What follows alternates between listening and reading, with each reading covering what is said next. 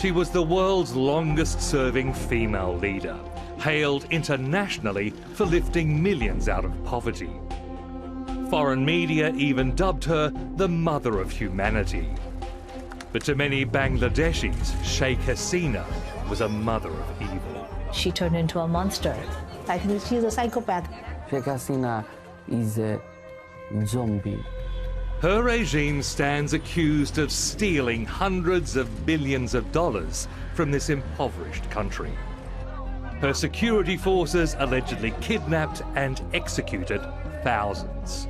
Every night I was mentally prepared that I'll not see another day. In July 2024, students rose against her, finally storming the residence where she ruled Bangladesh like an absolute monarch. She fled in a helicopter and escaped to India. Today, the once sumptuous residence of Sheikh Hasina is in ruins, along with her reputation. In this special investigation, we're going to look at how a leader once hailed as an icon of democracy became someone people here call a monster. And we'll ask, can Bangladesh rise again from the wreckage of her rule?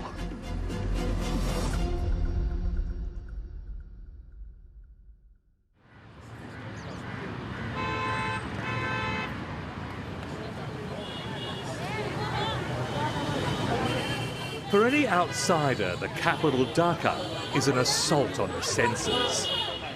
More than 20 million people live in this noisy, pulsating, gridlocked city.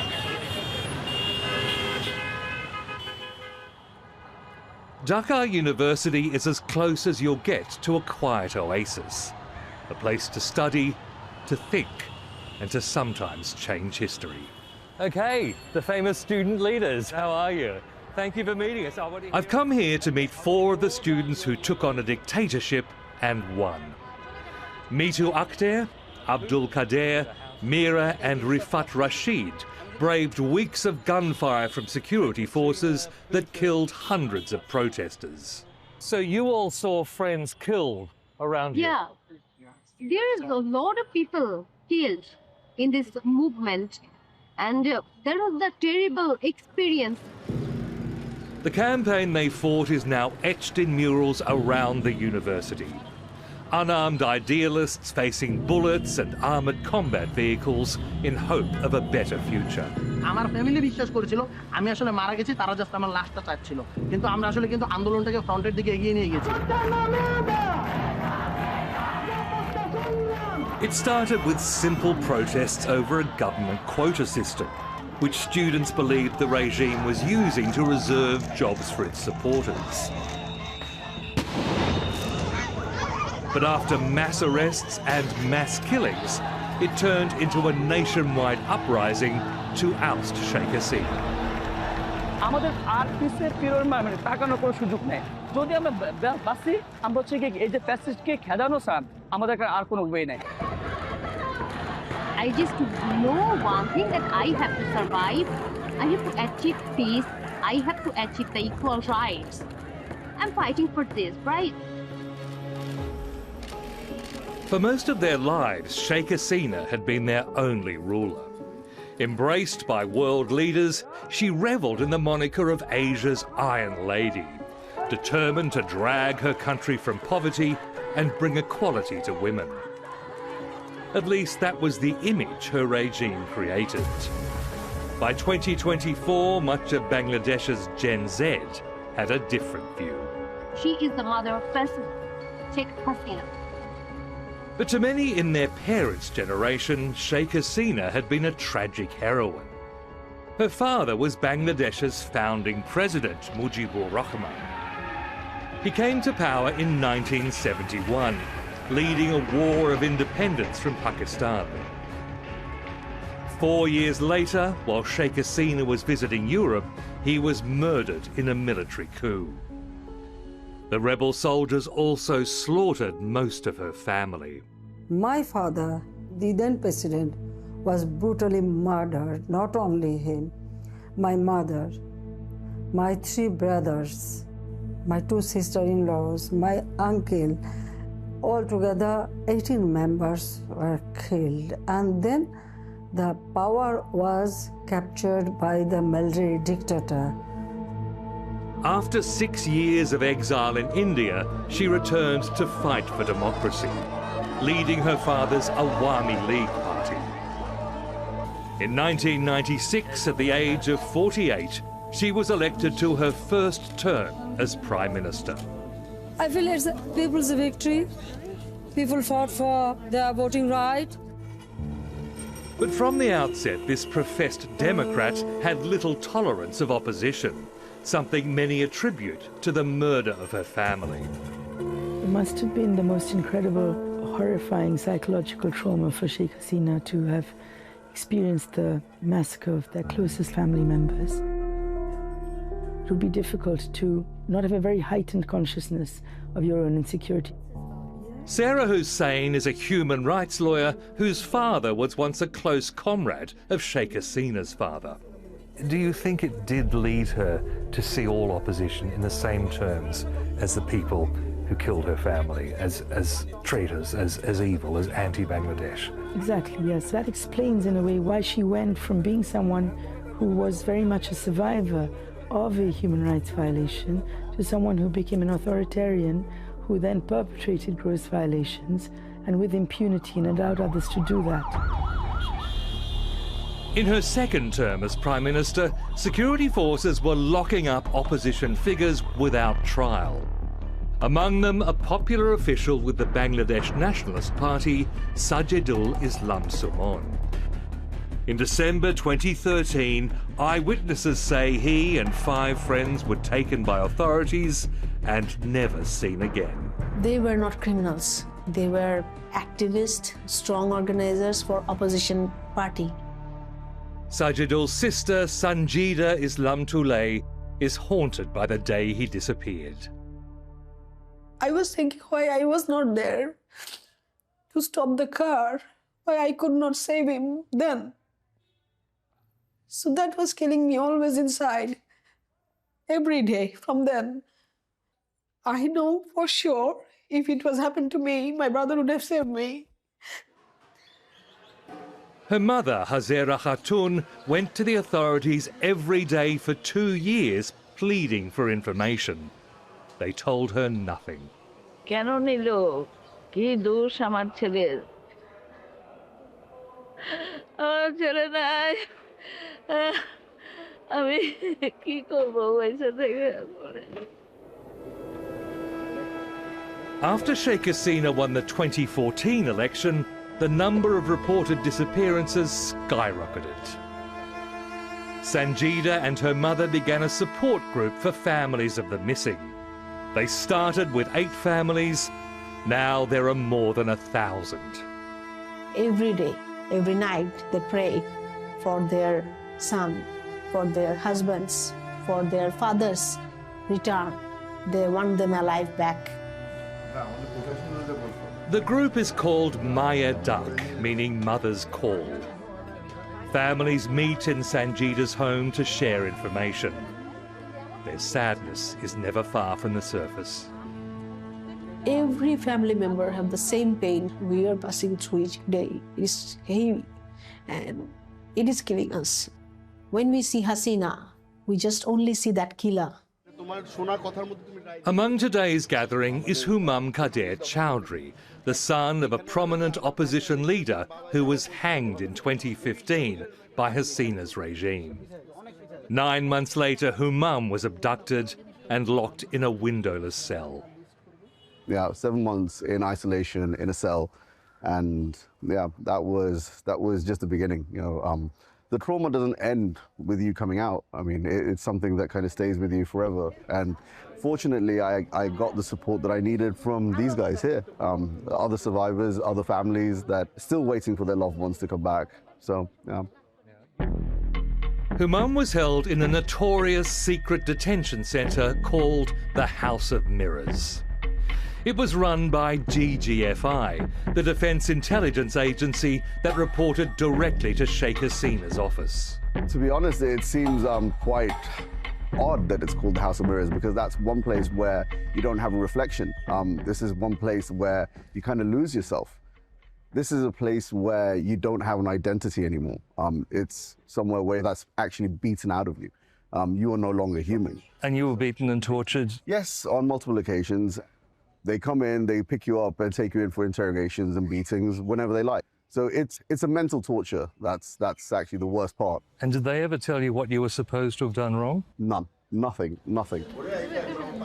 The interim government that replaced Sheikh Hasina has formed a commission to investigate the disappearances. Human rights activist Mohammed Nur Khan is one of its members.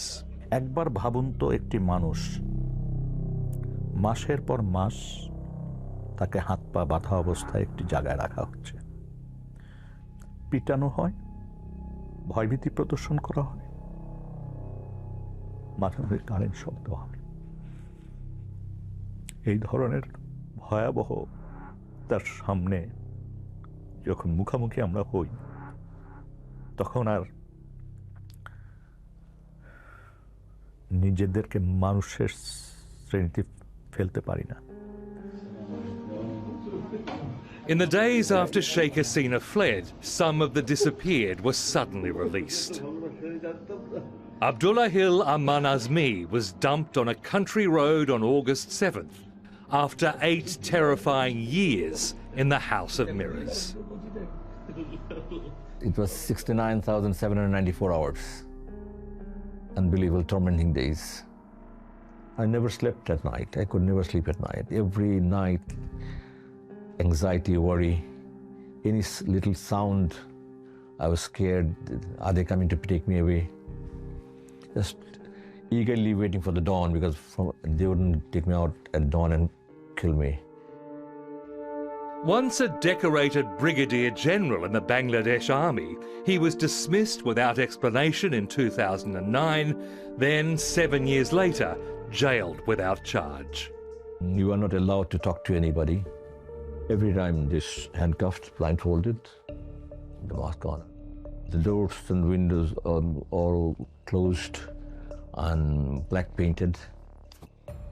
I did not see natural light, no sun, no moon, sky, cloud, nothing.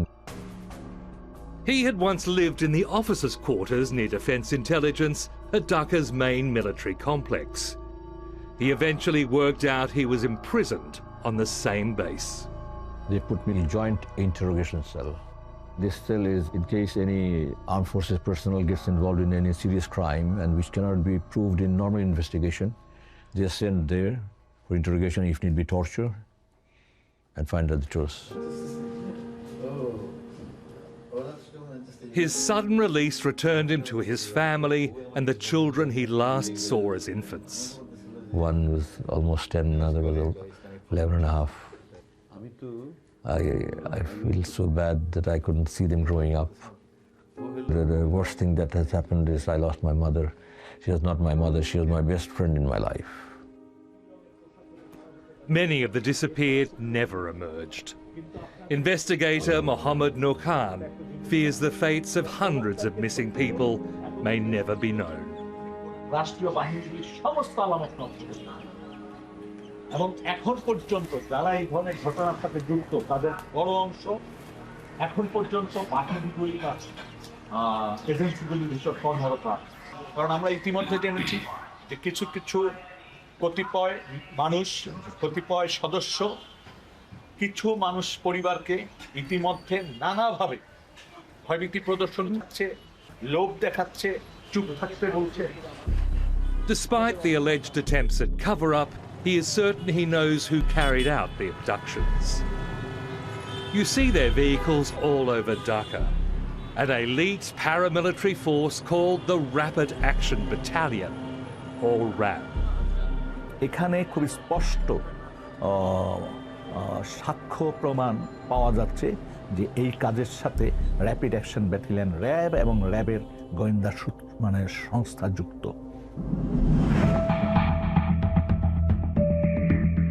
The Rapid Action Battalion was set up in 2004 as a counter-terrorism force with training and technical support from the US and Britain. It grew to 12,000 officers, most seconded from the police and armed forces. But it was deployed as a death squad. Train লাইনে ফেলে দেওয়া হয় জীবিত অথবা মৃত ব্যক্তিকে, যাতে train কাটা পড়ার পর তাদেরকে চিহ্নিত করতে কষ্ট হয়। কাউকে কাউকে ব্রিজের উপরে নিয়ে গুলি করে মারা হয় এবং এটা target প্র্যাকটিসও। The disappearances helped crush the main opposition group, the Bangladesh Nationalist Party. In 2018, the regime jailed its leader, Khaleda Zia, on what many called trumped-up charges. Anyone who opposed Sheikh Hasina would be seen as not only an anti-national or an anti-state element, but a terrorist, and be branded as that. Not only would they be prevented from operating politically, but they couldn't operate their businesses, they couldn't conduct their professions, their family members couldn't work, they would be smeared, they would be intimidated. Lawyer Rajon Bapari helped publish a book pointing out flaws in the Khaleda Zia trial. The day after it was published, he was waiting for a taxi in this busy street and was kidnapped at gunpoint. Pick করে পিছন থেকে এসে এইভাবে ধরে and কোমরে বেল্টে ধরে গান বের করে সাথে সাথে আমাকে কালো কাপড় দিয়ে মুখটা ঢেকে ফেলে। আমি চিৎকার করি। He was driven around for what seemed like hours, losing any sense of where he was. আমি তাদেরকে বলতে থাকি যে আমি একজন আইনজীবী, আপনারা কারা, আপনাদের আইডেন্টিটি কি, আমাকে কেন এইভাবে তুলে নিচ্ছেন, তারা কোনো উত্তর দেয় না। আমাকে যখন গাড়িতে তোলা হয়, তোলার পরে আমাকে পিস্তলের বাট দিয়ে আমাকে মাথায় আঘাত করা হয়। তখন আমি আমার পিছনের দিকে আমাকে ফেটে যায়। He was taken to a room where he was kept blindfolded for days. দুজন ধরে রাখে এবং অনবরত তারা আমার এই দুই হাতের ফিঙ্গারে বড় লাঠি দিয়ে মারতে থাকে এবং এখনো সেই মারের যে ফেটে গিয়েছিল হাতটা, সেই দাগটা এখনো দৃশ্যমান। তৎক্ষণাৎ চিৎকার শুরু করি, খুব জোরে জোরে চিৎকার শুরু করি। They asked over and over about the book. আপনি একজন আইনজীবী হয়ে এটা কি করে পারলেন যে এগুলো কেন বাইর করছেন, উদ্দেশ্য কি? Day after day, the torture intensified. They forced him to balance over 2-inch nails. এভাবে আমি কতক্ষণ দাঁড়িয়ে থাকতে পারবো? তখন তারা মোটা লাঠি দিয়ে এখান থেকে শুরু করে এখানে পর্যন্ত পেটাতো, এই র্যান্ডম এই পর্যন্ত পেটাতো এবং আমার অনেকবার ইউরিন বের হয়ে গেছে। এইভাবে আর দাঁড়িয়ে থাকতে পারতাম না। সহ্য না করতে পেরে আমি ওই পেরেকের মধ্যে আমার গোড়ালিটা নামিয়ে দিতাম, তখন সেন্সলেস হয়ে যেত। After a week, they told him they were going to shoot him. তোমাকে এখন তোলা হবে, তোমাকে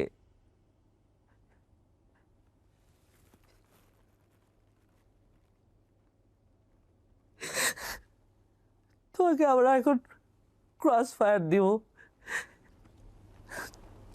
And that's when the nightmare turned surreal.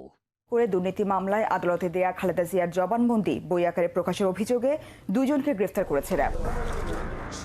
The next day, instead of being executed, he was paraded at a press conference at the RAB Media Center. উদ্দেশ্য হচ্ছে দেশের মানুষকে, দেশের জনগণকে একটা ভোগান্তিতে ফেলানো। The Bangladeshi media dutifully reported this. অসত্য তথ্য সন্নিবেশিত এই বই প্রকাশ করে আদালত সম্পর্কে জনমনে ভ্রান্ত ধারণা দেওয়ার চেষ্টা করছে চক্রটি।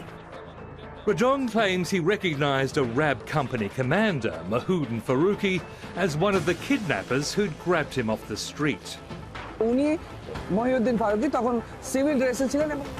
The US imposed sanctions on RAB in 2021, but Britain and the Netherlands continued to provide equipment and training. In December, the Commission of Inquiry into Disappearances found RAB to be responsible for kidnappings. Its interim report accused Sheikh Hasina of direct involvement in ordering them. যে প্রধানমন্ত্রীও এর দায় এড়াতে পারেন না। Despite the repression at home, Sheikh Hasina continued to be showered with international prizes. Last year, at the age of 76, she must have felt untouchable. Nobody imagined a fight with university students could be her downfall. In June, students learned that nearly a third of civil service jobs would be reserved for grandchildren of independence fighters.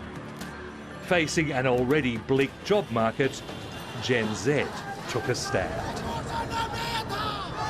আমরা হচ্ছে after graduation we will get a good job, government job. কোটা সিস্টেমটা ছিল সেটা কোনোভাবেই মেনে নেওয়ার মতো না। The demonstrations spread throughout the country under the banner Students Against Discrimination. But rather than negotiating, the regime attacked. The Awami League student wing beat up protesters. And then next the police shooting on us, there are many students got attacked and everywhere was just blood. We hear the sound of grenade, the sound of shooting. They shoot from the helicopter too.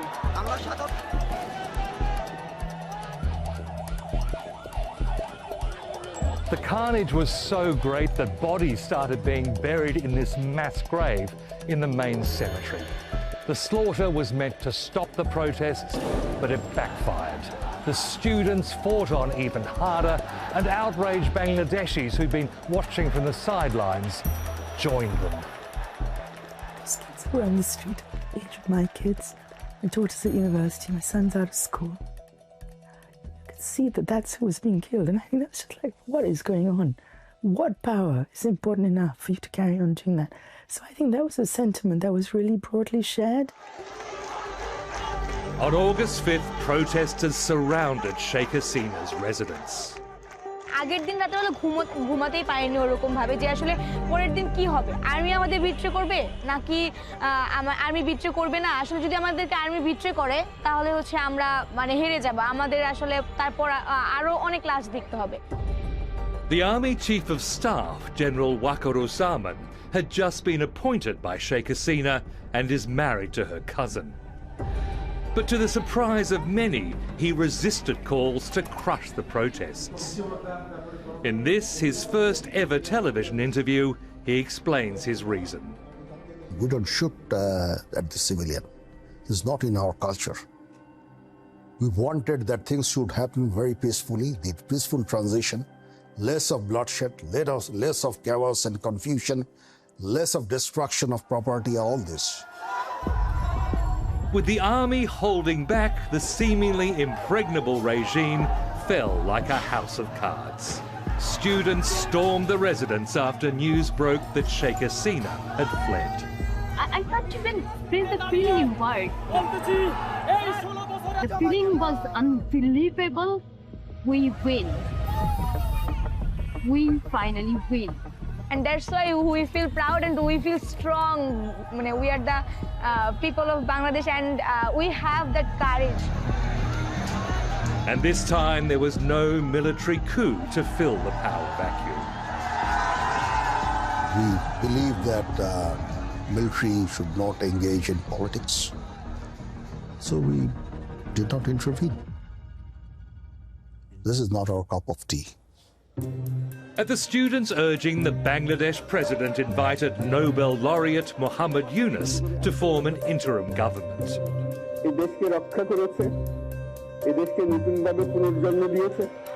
The celebrations ran for days. Students had achieved the impossible. But for those tasked with rebuilding the country, the work had just begun. Hi there. Hello, sir. How are you here? Very well, thank you very much for talking to us. I know you're probably the busiest man in Bangladesh right now. Muhammad Yunus is not a politician. He's a humanitarian who won the Nobel Peace Prize for pioneering microloans for impoverished families. That is the hot seat there. Leading Bangladesh is not a role he asked for or expected. The students who called me up And I said, no, not me. I don't want to get involved with running the country. You're much capable people in Bangladesh. You find them out. So I don't know. Everybody says you have to be there. Nahid Islam, who led the student protests, told him there was no one else. তখন ভেবেছে যে আমাদের এমন একজন ব্যক্তি দরকার এই মুহূর্তে যে যার একটা সর্বজন গ্রহণযোগ্যতা আছে, পিপল যাকে অ্যাকসেপ্ট করবে এবং ইন্টারন্যাশনালিও যার একটা অ্যাকসেপ্টেন্স আছে যে এই জুলাই রেভলিউশনটাকে বিশ্বের সামনে তুলে ধরতে পারবে। সো ডক্টর ইউনুস এরকম একজন ক্যারেক্টার, আমরা তার কোনো বিকল্প আসলে পাইনি। At the time, Dr. Yunus had been in Paris, avoiding one of the regime's frequent attempts to jail him. People were saying, don't come back because things are getting very hot here. Don't come back because the moment you land, you'll end up in jail. Ever since he won the Nobel Prize in 2006, Sheikh Hasina displayed an almost obsessive hatred of him. তাকে আবার পদ্মা নদীতে দিয়ে দুইটা চুবনি দিয়ে উঠাই নেওয়া উচিত, মরে যাতে না যায়, একটু পদ্মা নদীতে দুইটা চুবনি দিয়ে সেতুতে তুলে দেওয়া উচিত, তাহলে যদি এদের শিক্ষা হয়। Authorities accused him of everything from sabotage to corruption. I'm a terrorist. I'm a bloodsucker. People wonder, why does she do that? What does she get out of it? As it turned out, Dr. Yunus did return to replace her. In August 2024, the 84-year-old was sworn in as chief advisor to the interim government. He chose a cabinet of technocrats and idealists, including Nahid Islam, who weeks earlier had been under arrest and beaten by authorities. There are times Dr. Yunus wonders what he's got himself into. Everybody has an idea what needs to be done. But when you get here, so kind of suddenly you get numb. How do you do it? So you try to overcome the numbness and get activated and so on. So we're learning on the job. International fame only gets you so far in a former dictatorship. Along with his new ministers and their staff, he's found that telling the bureaucracy what to do doesn't mean they're listening. It's very difficult. You don't know whether the person that you are giving your instructions is going to follow it or turn it around against you. The way the country used to be run was a mix of bureaucratic self-interest and corporate plunder. The interim government estimates ministers, regime cronies and other corrupt associates were siphoning $16 billion a year out of Bangladesh. It was at the brink of a free fall. We have drawn down the reserves from 48 billion to 18 billion. It would have lasted a few more months. So this government might have fallen even without this revolution. Dr. Ahsan Mansour is a former IMF economist who's been brought in to run the central bank. He says Sheikh Hasina's regime and its cronies were literally robbing banks, directing them to give billions in loans to sometimes fictitious companies. I have never seen in my 28 years of IMF career in any country this level of state intervention with private sector oligarchs to take over the whole banking system. Not to control those banks only, control and rob, take the money out of the country. So that's a systematic state-sponsored fraudulent activities. To investigate allegations. Much of the money allegedly ended up in luxury property in London, where one of Sheikh Hasina's senior ministers had become a property magnate. Hello. Hello. The former land minister, Saifuzzaman Chowdhury, had a salary of less than $15,000 a year, but he'd built up a property portfolio worth $500 million. How many properties you have in London? In 2023, Al Jazeera's investigative unit secretly filmed him at his $14 million London home. Nice penthouse. But I also bought a villa. It's only one of more than 350 properties he owns in Britain, with even more worldwide. This is my new rules. This is my work. I love this house. He boasted of his love of expensive shoes. I probably have £3,000 each. Each? Each. £3,000.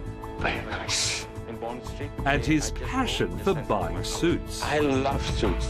Super 200, Super 180, Super 200 cost £6,000. He said Sheikh Hasina was aware he had money on the side. She knows I have a business here. Investigators have found a trail of properties owned by Hasina's cronies, stretching from London to Dubai, Singapore, and New York. It's very unfortunate and disgusting, no question about it. It is pathetic, it is painful, it is shameful. And we as a country, I think, we must not allow that to happen again. That central bank will flag up. Mr. Chowdhury insists his wealth comes from honest investments outside Bangladesh, and that the accusations against him are politically motivated. But he's one of the figures the interim government is investigating to try to claw back the country's missing money. We're talking at least tens of billions of dollars, not just billions of dollars. So we hope that we can create the biggest asset recovery effort ever seen in the world. In the months after Sheikh Hasina fled, more senior regime figures tried to move their assets abroad. I see police coming down. Britain's anti-corruption minister at the time was none other than Sheikh Hasina's niece. And let me make one thing clear. We have legislation in our country to make sure we do not let people enter who are not conducive to the public good. Tulip Sadiq is the daughter of Sheikh Hasina's younger sister, Rahana, one of the few to escape the massacre of Hasina's family in the 1975 coup. Ms. Sadiq was born in London and worked as a European lobbyist for Sheikh Hasina's party, the Awami League. In 2015, she became a Labour MP, thanking Awami League supporters in Britain for her victory. আপনাদের সাহায্য ছাড়া আমি কখনোই British MP হিসাবে এখানে দাঁড়াতে পারতাম না। After Labour came to power in July 2024, she was put in charge of stopping illicit finance and money laundering. Did it surprise you to see a close relative of the former leader appointed to such a position by the British government? I would have expected they did a better vetting before making that appointment. Tulip Sadiq had remained close to Sheikh Hasina, meeting her on visits to Britain. Before becoming an MP, Ms. Sadiq joined her in the Kremlin for the signing of a nuclear deal that's now being investigated for massive kickbacks. She says she had no involvement in the deal or any discussions and was just visiting her aunt. Wondering what your reasoning is for stepping down today. Do you still insist that you haven't done anything wrong? She resigned as Economic Secretary after Bangladesh's Anti-Corruption Commission, or ACC, began investigating her, amid claims she had ties to London properties bought by Hasina's allies. Should you have resigned sooner? But she insists the allegations are baseless and politically motivated, saying the ACC didn't respond to her denials or provide any evidence to support the claims. Earlier, Britain's independent advisor on ministerial standards cleared her of impropriety. Few in Bangladesh can afford expensive properties, suits, or designer shoes. Many are struggling to buy food staples like rice and fish. Nothing functions anymore. Financial system didn't work. Banks, suddenly you see, it's not a bank, it's a robbery outfit. People get very frustrated. One is the expectation level. Other side is the damage level that you are dealing with. People are also hungry for justice. The months since the revolution have brought ever more disturbing allegations of police and military involvement in forced disappearances. The kidnapping, torture and murder of Sheikh Hasina's real or imagined opponents. In February, Dr. Yunus visited the notorious House of Mirrors detention centre that had been run by military intelligence. Former Brigadier General Abdullahil Aman Azmi showed where he'd been held illegally for 8 years. This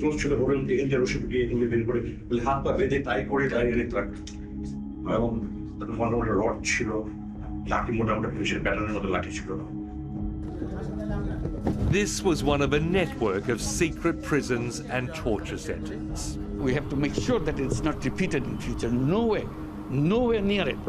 This is the worst ever in the whole world possible. He's promised those responsible will be punished, no matter their rank. There are several now, 22 major generals and other high officials. Their passports have been seized. We made it clear. Justice is justice. We are not going to go slow on anybody. But Sanjida Islam Tulay, who represents victims' families, says the government is moving too slowly. We know Hasina fled, the head of the regime, she fled, but the rest of the structure, the body is still there, whom we have allegation against, who did all those enforced disappearances and extrajudicial killing, still there in uniform. The most infamous security force, the Rapid Action Battalion, or RAB, is still operating. Today, for the first time, its Director General has agreed to be interviewed by foreign television. Hello, sir. Harry Campbell. Korea police officer Shahidul Rahman has been appointed to clean up the paramilitary force, whose officers allegedly took part in kidnappings, torture, and executions. I am really very shocked, and this is disgusting for us, that we have to bear this sort of allegation on us. We are trying to rebuild our reputation, rebuild our RAB, and we are now strictly following the rules and regulations, the laws, the human rights issues. And what is happening to the officers who've been accused of these crimes? Those who have been accused, they are under investigation and they will have to face the music, what they did earlier. Are there still some serving in RAB now who have been accused of these crimes? We are not sure about but I'm not sure whether they are here or not. They are still there serving, definitely. People are still scared. That's the trauma for the victim families. The government commission investigating the disappearances says the Rapid Action Battalion should be disbanded. The challenge is that some other law enforcement groups are barely functioning. During the uprising, mobs attacked and burned police stations and vehicles. Thousands of police fled. Much of the anger stemmed from the security forces' violent crackdown on the protests. The UN Human Rights Office estimates up to 1,400 people were killed, including 180 children, with thousands wounded. In this military hospital in Dhaka, many are still fighting to recover. They have spinal injury, paraplegia, what we call in medical term quadriplegia or paraplegia. Yeah. How many patients have you had from the protests in total? In total, 2,613. 2,613. And the majority have been gunshot wounds? Yeah. It's not the whole number of injured protesters. There's other hospitals who are treating them. Yeah. All over the country. All over the country. Victims included a 10-year-old child. Imran was shot in the head on August 5th, the day Sheikh Hasina fled to India. So he also joined the protest, and unfortunately he was hit by the bullet. He was shot by the police, a young boy, in a protest. Unfortunately. So he is very brave. For his mother Irene, it has been an unending nightmare.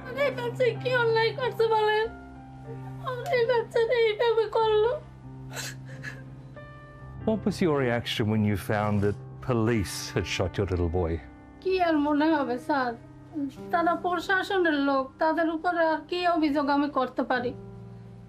আর আমার ওই মামলা করা হয়েছে, মামলা যে করছি ওরা আমারে খুব ফোনে অনেক ইয়া করতে আছে যে এলাকায় আসতে পারবা না। But for this family at least there is hope. Imran, now 11, has made a near miraculous recovery from a gunshot that should have killed him. Wow, that is a massive head wound. Massive head injury. Despite UN findings that soldiers also shot at protesters, the army has assumed some police duties, like street patrols and protecting public buildings. Chief of Staff General Waqar says it's not a role the army wants. We are not trained for this. This is a challenge since civil administration is not properly functioning, I must say. The police is not properly functioning. So it's a huge void, huge task. In this city of 20 million people, we've been trying to find someone to speak in defence of Sheikh Hasina's record. She wouldn't comment, nor would any former ally we approached. The Awami League headquarters itself is deserted after having been trashed by protesters. It's as if the revelations of plunder and mass murder have sent everyone ducking for cover, leaving Sheikh Hasina just one powerful supporter: India. Bangladesh's giant neighbour has not only given her sanctuary, it's ignored the government's demands to extradite her for crimes against humanity. As long as she's away, people of Bangladesh, every one of them, will feel that justice is not done. India supported her regime as a counter to its arch-rival Pakistan. Sheikh Hasina also promised that this majority Muslim nation would never be ruled by Islamic hardliners, a stance that won her strong support with the large Hindu minority.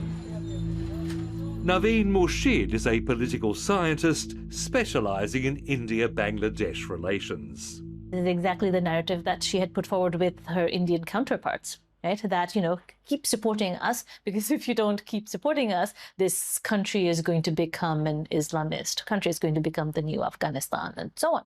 Further chaos and mayhem playing out on the streets of Bangladesh. Why have the temples been attacked? Since Sheikh Hasina was overthrown, Indian news and social media have vilified the new Bangladesh, claiming Hindus, who make up about 8% of the population, are living in terror. Have a look at these visuals. Atrocities being carried out against Bangladeshi minorities, a genocide of Hindus, quote unquote, by Islamist extremists, the wave of terror against this community.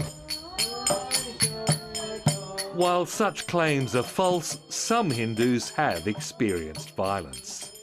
In December, arsonists burned this family-run temple on the edge of Dhaka.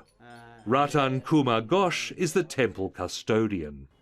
ব্যথিত হয়েছিলাম যে আমি কেন আমার নিজের শরীরে ভারটা হলো না আমার গড সেভ ভগবানকে আমি রক্ষা করতে পারলাম না এটা আমার খুব খারাপ লেগেছে আমি তো কাউকে কোনো ক্ষতি করি নাই যে কেন তারা আমার Opportunistically, Hindu homes were targeted, but not in the sense that the Indian media would want us to believe. Most attacks after the regime's collapse appear to have been political payback. They are not looking for Hindus. They were people attacking followers of Hasina. And Hindus happen to be followers of Hasina.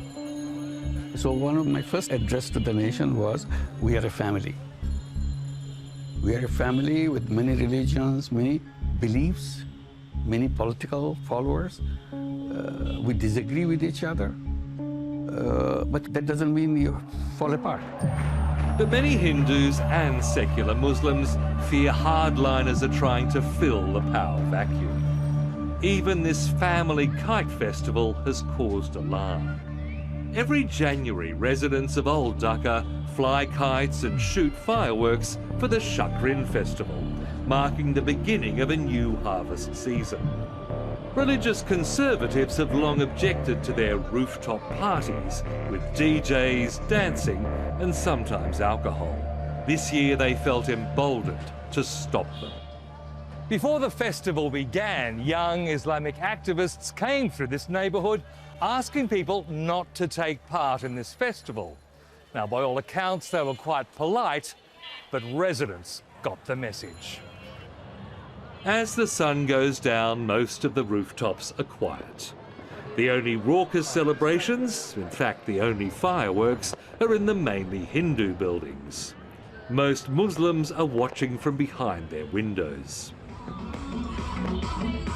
This was a typical rooftop party last year. This year the same rooftop is empty. Downstairs, young men march against the festival, uploading their protest to social media.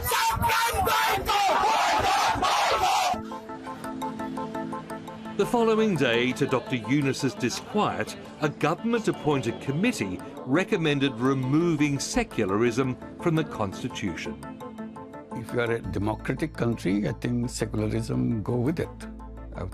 So you cannot divide people in different segments and have a democratic country. Sheikh Hasina's old electoral rival, the Bangladesh Nationalist Party, is demanding elections by December.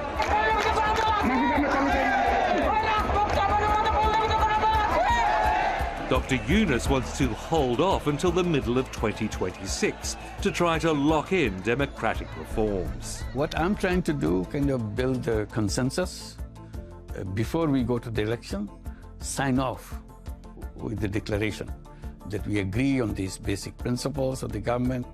All these blood that's shed for the new Bangladesh, as we call it, it's not just to hold an election.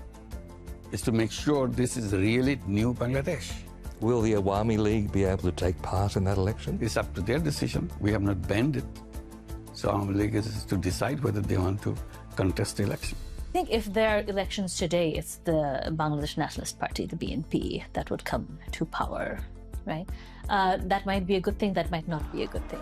You know, there is that kind of a risk that things would just go back to how they were in, under Sheikh Hasina's regime, because the BNP is not very different from the Awami League. You know, it's the two peas in a pod. Some of the student protesters don't trust any establishment politicians.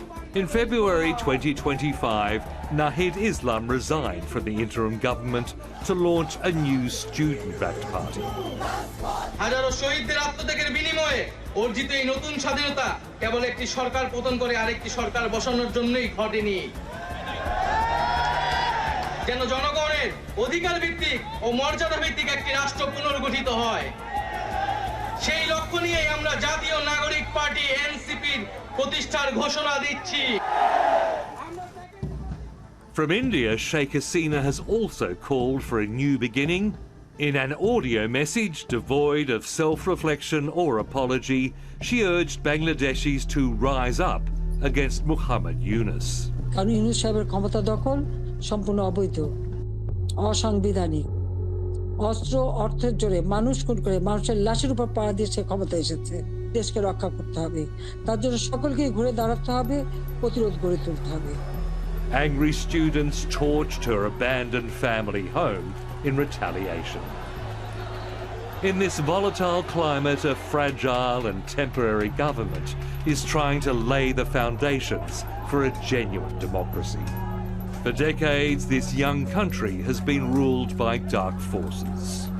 Bangladeshis are now waiting to see if this really is the start of a new era or a false dawn.